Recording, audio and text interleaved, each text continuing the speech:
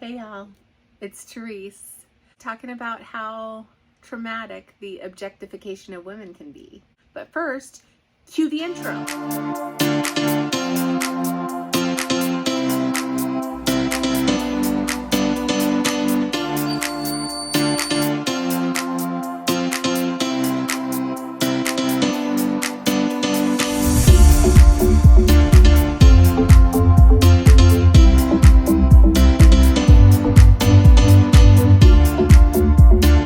What objectification does is it causes us to view women as objects rather than human beings. An object can only be viewed skin deep. You can only observe what's happening with your eyes. You can't tell anything about the object by just looking at it. There's so much more to a person than what meets the eye.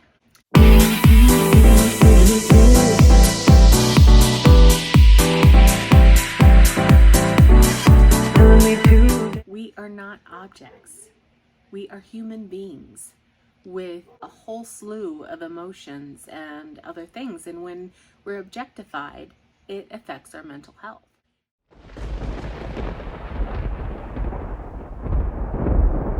Unfortunately, viewing ourselves from this perspective can lead to many negative impacts, including body shaming, anxiety over appearance, depression, and disordered eating.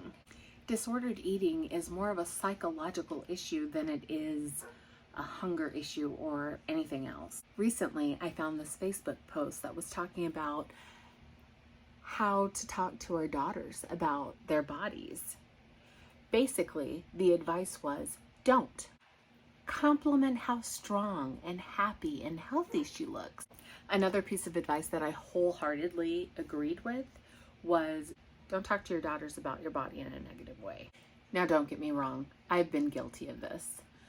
I talked about my body and my diet and what I was doing to be healthier with my son all the time. I've seen my son judge his body the way that I have judged mine. It doesn't just affect women, it affects everyone.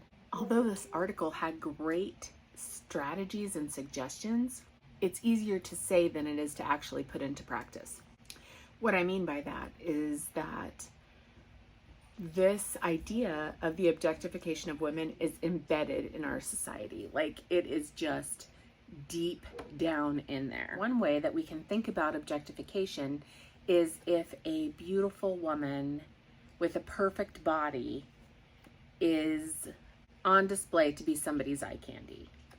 But another way we can think about the objectification of women is every time someone points out someone else's flaws that have to do with their body. So if they have too much fat on their body, or they have a scar, or whatever it is, if you point that out and make a big deal about it, then what's going to happen is that person is going to internalize that comment. So stopping a stranger on the street to tell them how beautiful their child is objectification. If a 4 or 5-year-old gets asked 4 or 5 times to be in a wedding just because they're so beautiful, that's objectification. The worth of the person becomes tied into their appearance. Many of those who are overweight get the typical, oh, you would be so pretty if only you could lose some weight.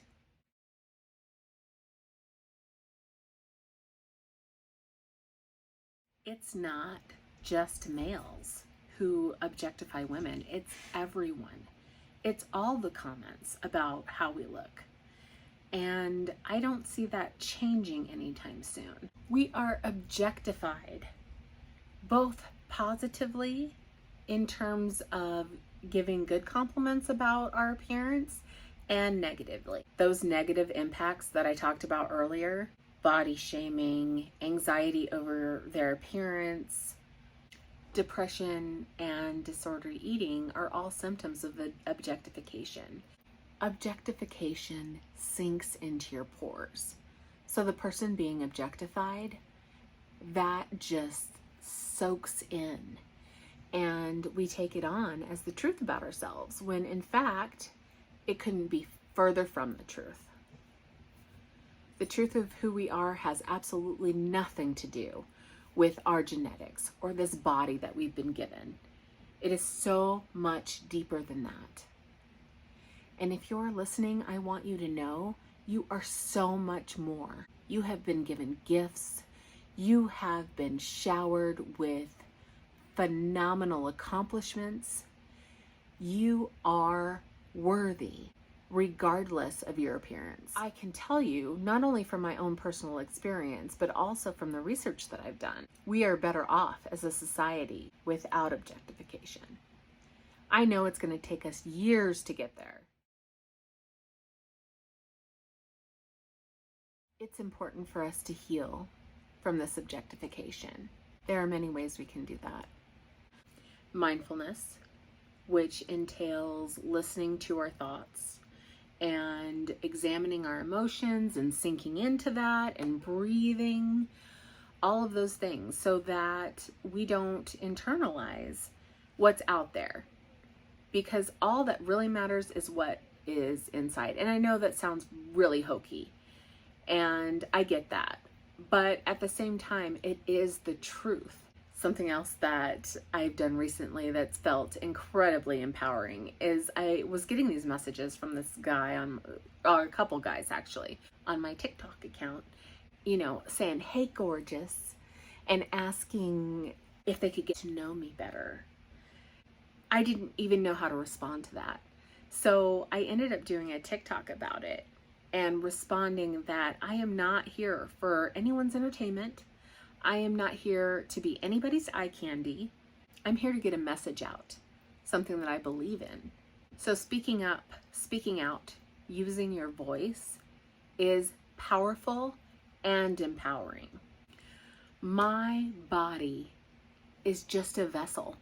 That's all it is. It is a way for me to move around in the world. Without the spirit, it's empty. And the last thing is to remind yourself every single day that you matter. Your voice matters. Your kindness matters. The love that you send out matters. Those are the things that get you excited in the morning, that make you want to jump out of bed, that make you want to sink deep into life.